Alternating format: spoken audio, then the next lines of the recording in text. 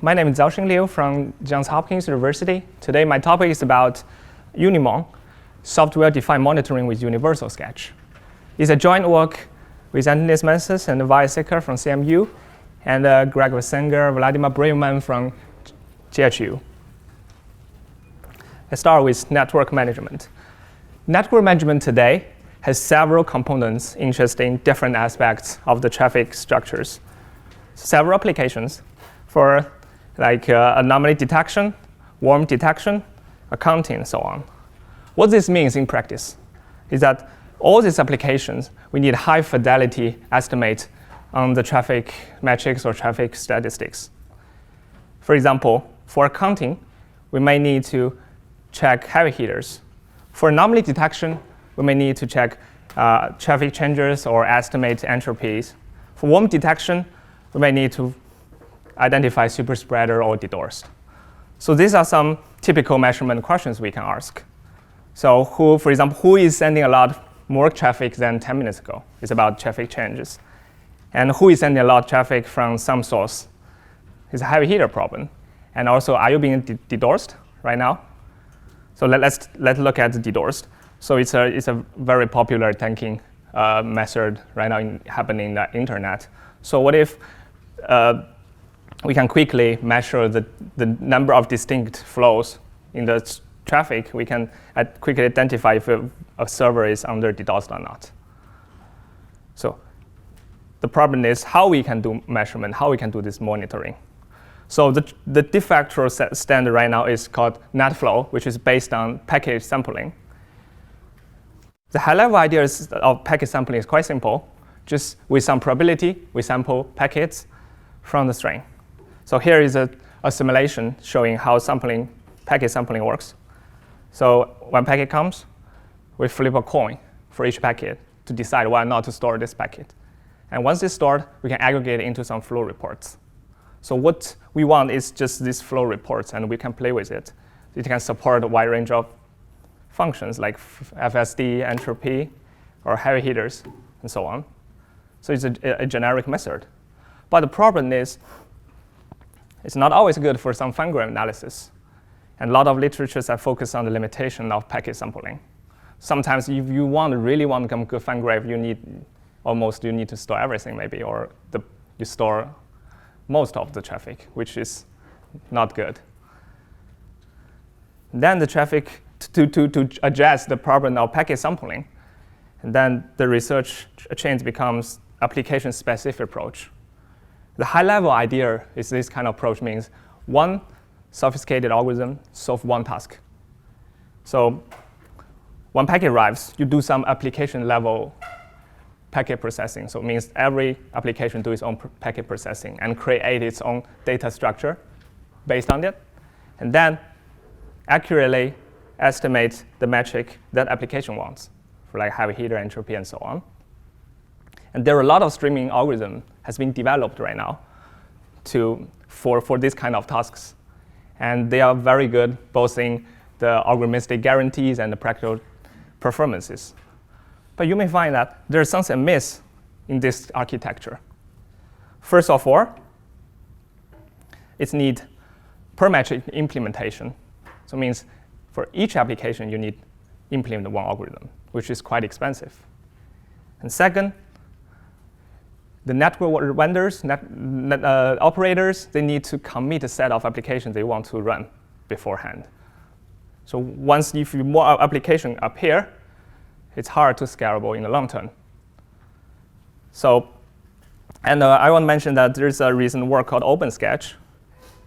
They implemented a large library of sketches method, which can reduce the implementation cost on this kind of approach, but still does not address the fundamental issues on this architecture. So given these two current methods, we might think about, is that possible that we can have a kind of a general method, and it's very kind of ideal? Is that possible? So we consider like this. So when traffic comes, we do packet processing, and we create a data structure which meets three requirements. The first of all, it needs to be generic. which means it can support all applications. The second, it has to be not too expensive.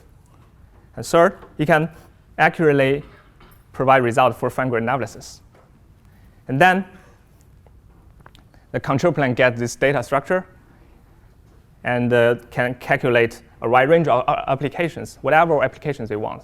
So this is our ultimate goal. So is that possible? So let me continue with our method called UnniMon. And I will briefly introduce the architecture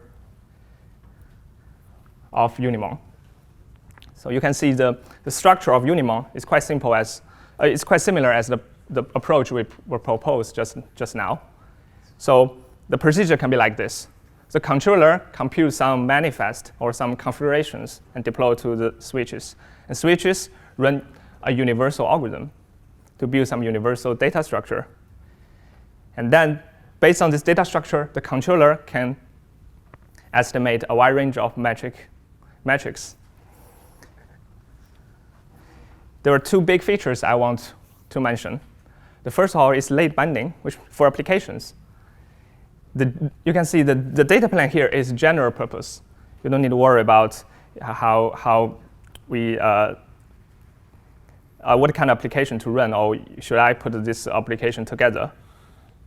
You don't need to know what application beforehand. Sometimes it can also support applications that are unforeseen. And also, it's on one sketch, so you don't need to worry about the memory allocation for when doing multiple tasks.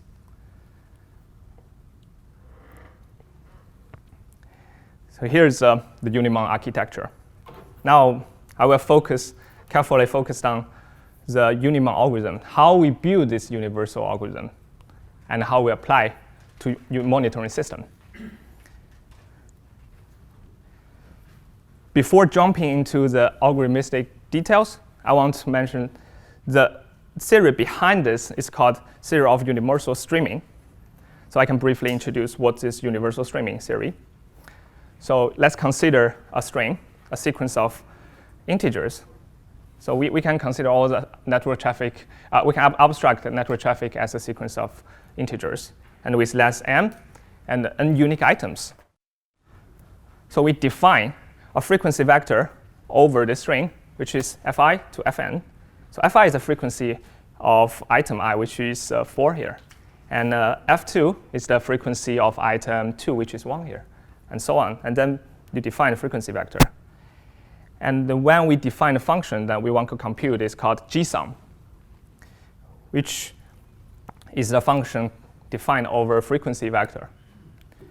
So the theory of universal streaming mainly says, as long as the small g of fi function does not grow monotonically like fi square, we can build a universal sketch, which can accurately estimate gsum. You can see here is the threshold of a kind of magic threshold, y fi square. If you go beyond that, you cannot do it.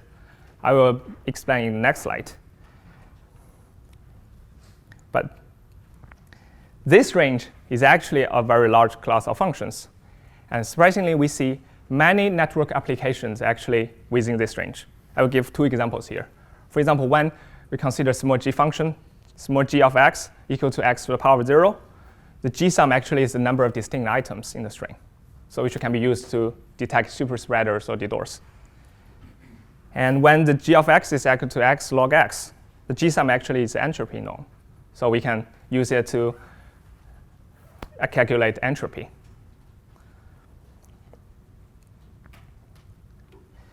And before jumping to the algorithms, I want to also briefly introduce some basics about streaming algorithms.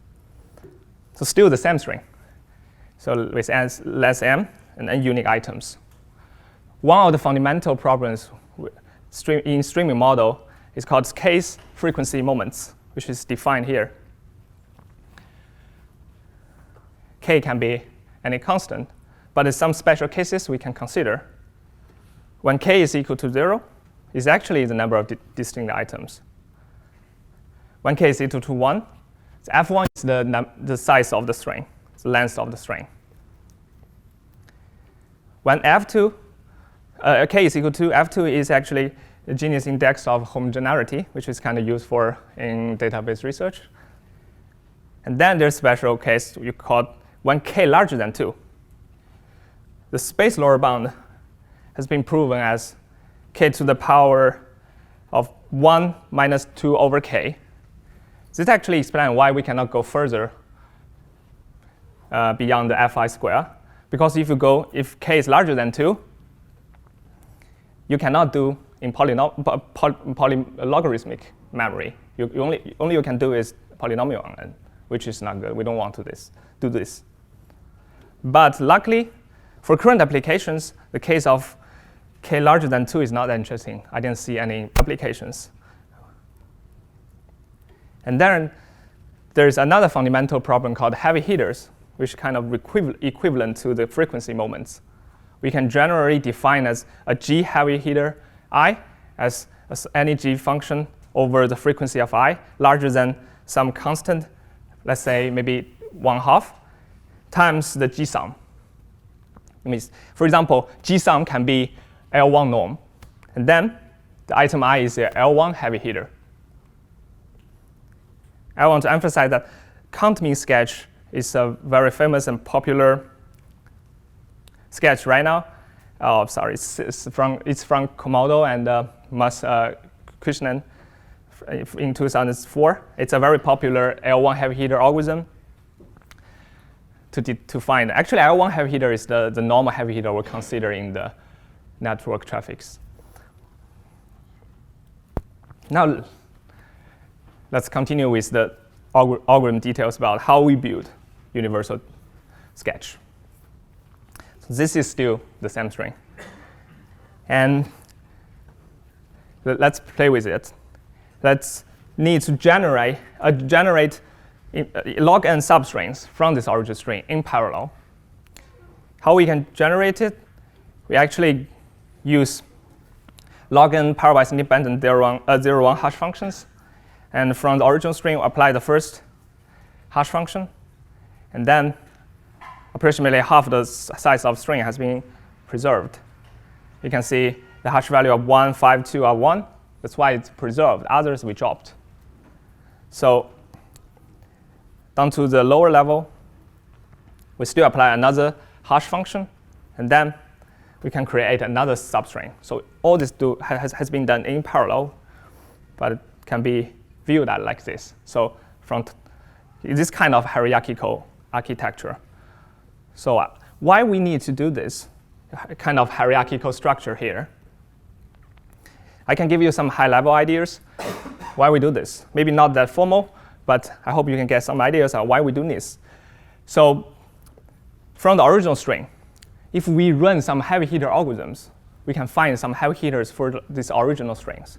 But what our goal is? Our goal is to recover the frequency vector as much as we can. But of course, we cannot recover all of them. But what if we can recover most of them, or most representative of them? For example, some high-frequency ones themselves are heavy hitters in the original string. But some other items with smaller frequencies, they are not heavy hitters in the original string. So by using one heavy hitter algorithm, you cannot detect it. So we use some substrings to detect it, because they are not heavy hitters in the original string, but it can become heavy hitters in the smaller sized substrings. Because why this happen? Because if you consider some high frequency ones, because they have the very high frequency, so there cannot be too many of them. So by 0-1 hash functions between several levels, it'll be filtered out already. So what's left in the string are many items that with smaller frequencies. So we use heavy hitter algorithm for each level, for each substring to detect all of them. Now these heavy hitters are kind of representative among the frequency vectors.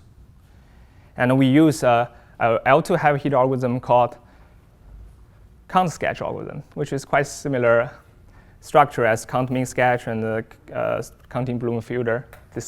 And we can accurately find the heavy hitters. And then what we need is the heavy hitter from each level.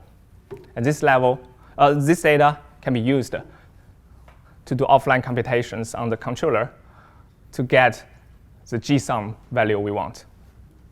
So the next step is we estimating GSUM. So we have these heavy hitters from each level. What we do, we apply arbitrary G function on the counters. So you can see the numbers in red are the counters of heavy hitters. So we apply GSUM, apply G function to each counter. And then we start from the bottom level. We make a summation of each level. And then every time we double the previous level plus the new counters from this level and minus the repeated counters, and recursively doing until the level 0. What we do is want to filter out some repeated, some errors, and to get an unbiased estimator of GSUM. So here's the two parts of the algorithm.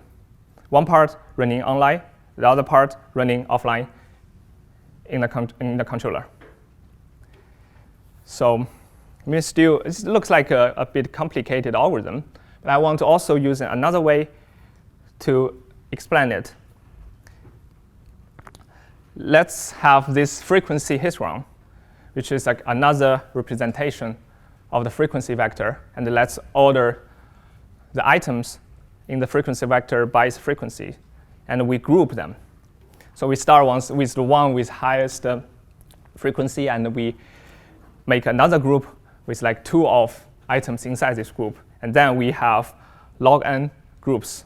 And each group, the goal of log n levels exactly is to find one representative item in each group.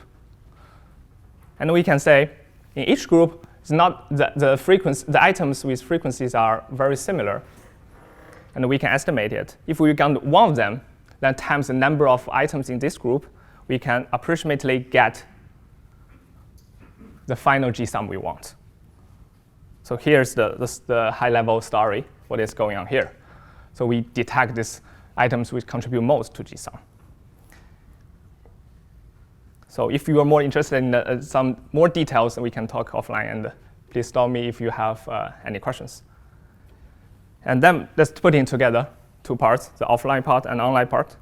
What's on the switch? Actually, not too complicated. We need a bunch of hash functions that just several sketch counters. It's in the the switch. And offline computation is play with the heavy hitter data and estimate GSUM. So we can apply arbitrary small g function, and then you can get all the metrics you want. So let's consider this SDM model, very simple one.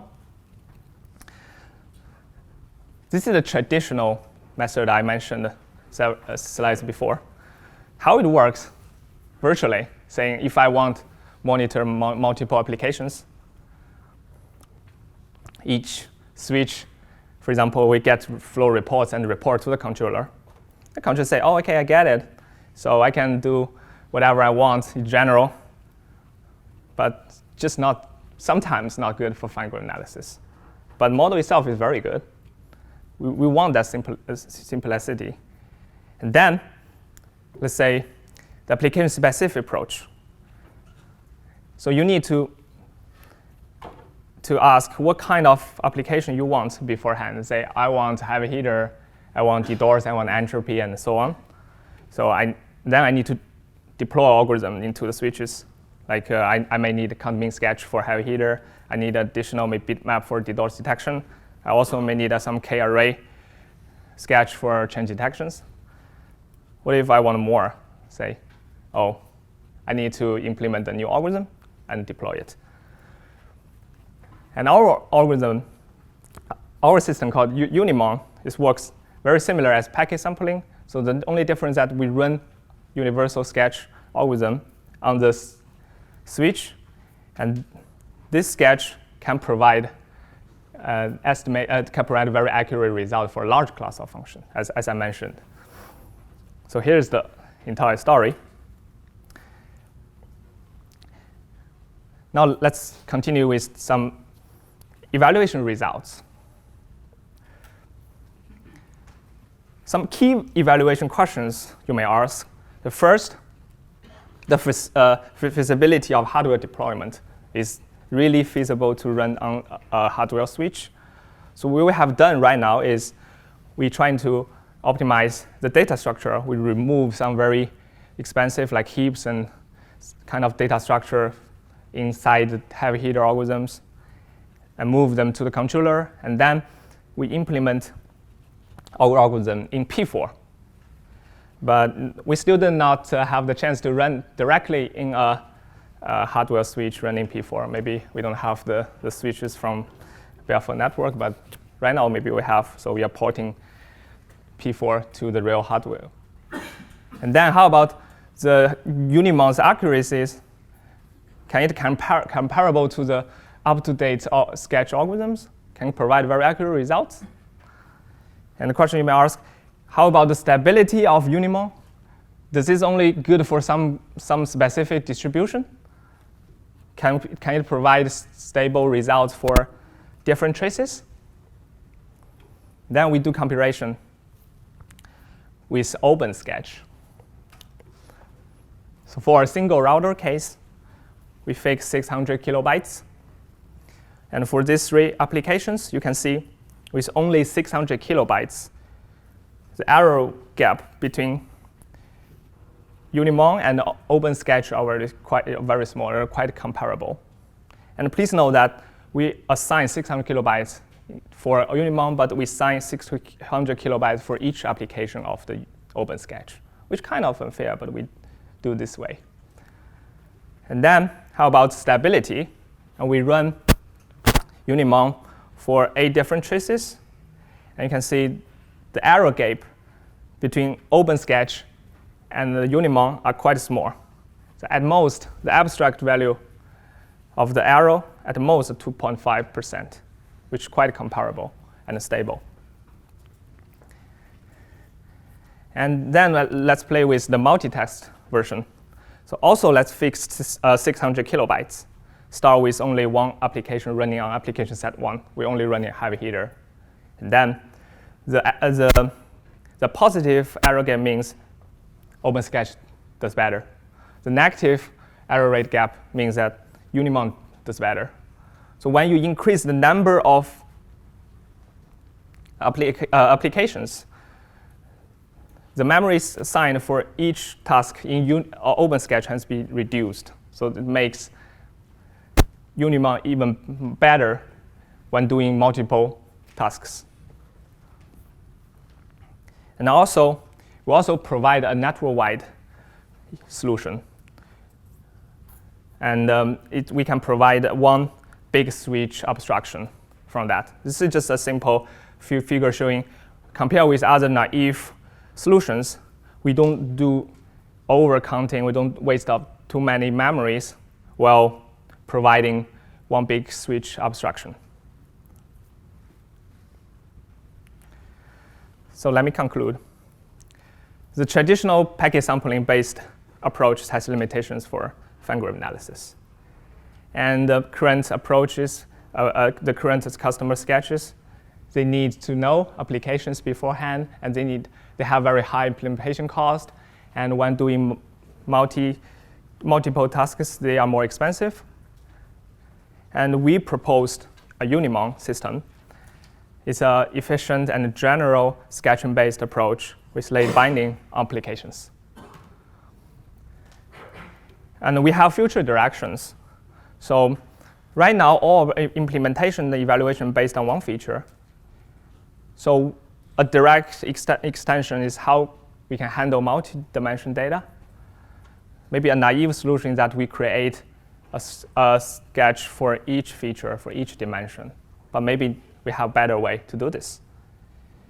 And once we put the P4 program onto a hardware switch, can we evaluate its real performance and do some performance optimization for hardware? And also, while it's running online algorithms, can we dynamically change the monitoring scope, which is quite useful right now. And then we have some new series for universal sketch. Maybe we can discover something more fancier, and we apply them to more applications. That's the end of my talk. Thank you so much.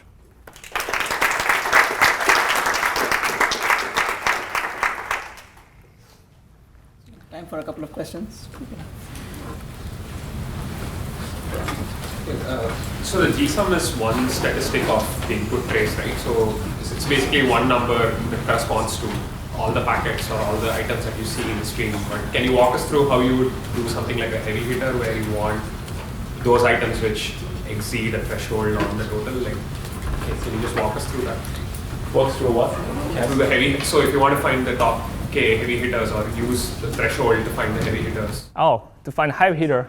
So the GSUM estimates the statistic for the entire stream, but how do you get those items which actually?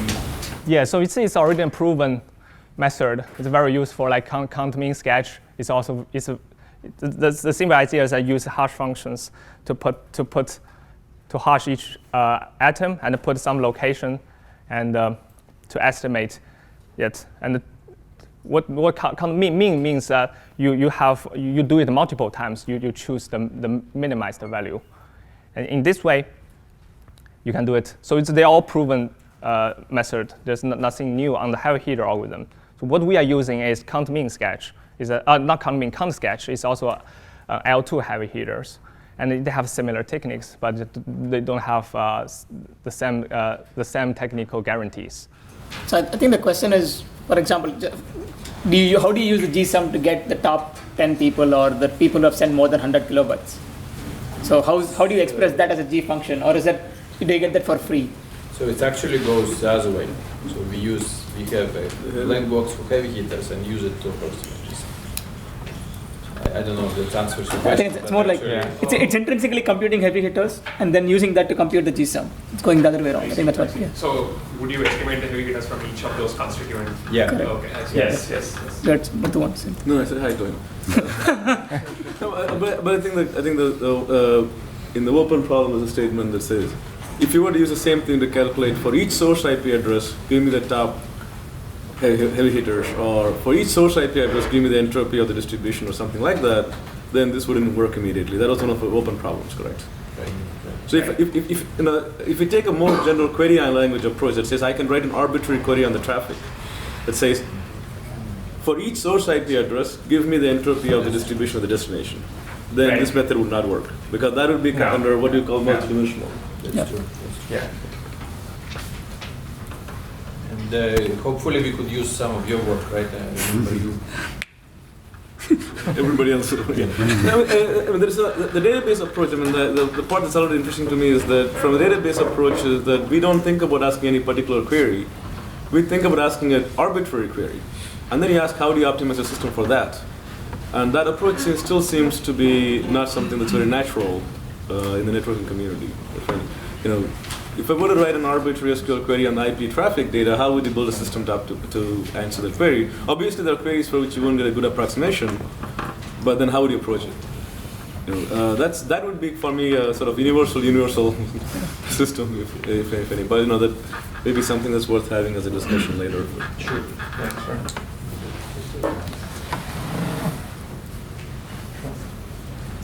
How do you get the names of the heavy hitters? If it's some sketch where it's not not something as easy as heavy hitters, it's like, how do you get the name of the simplest headers? Yeah. So do you mean the flow keys? The flow keys. We don't store all of them. We store like top K. K is like small constant, like 10, 15. We store some of them because you can see for each group, we want to expect it at least get one of them. We don't, so top like K or like 10 or 15 is good enough.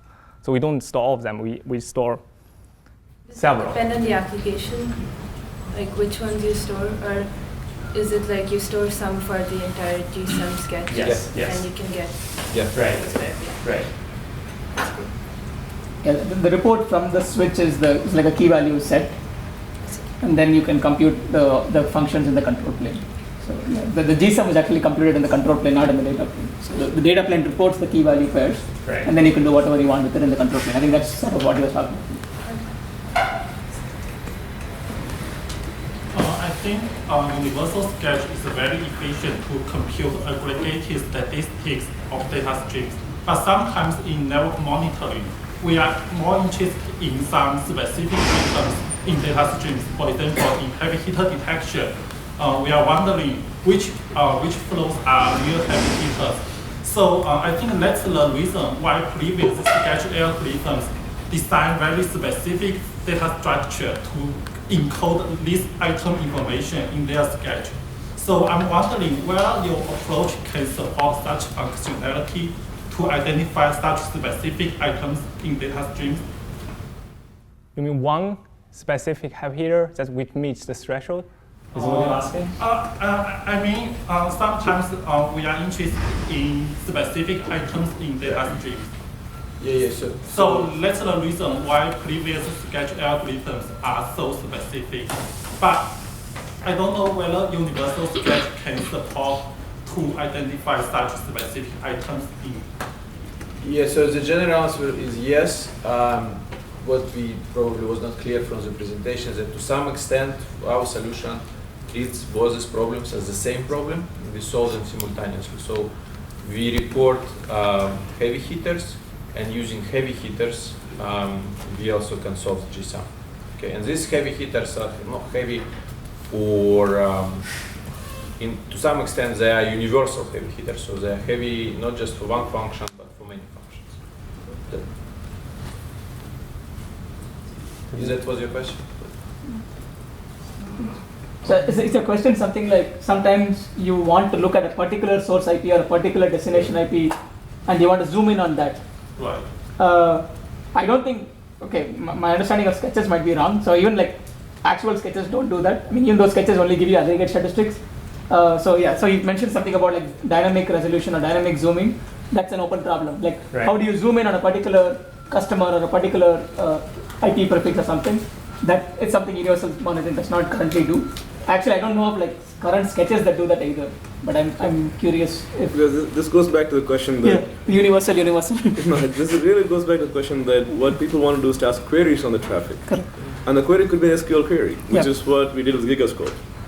That's this kind of question that that's sort of different from the question addressed here. Sure. So, and sometime one would like to have this conversation, which is sort of, does the network monitoring person ask arbitrary queries when they want to think about it? And if so, how would we do it? How do we put this together? I think there's some discussion to be had at some point. But that's it goes back to that. Right. Yeah, should probably move on. Okay.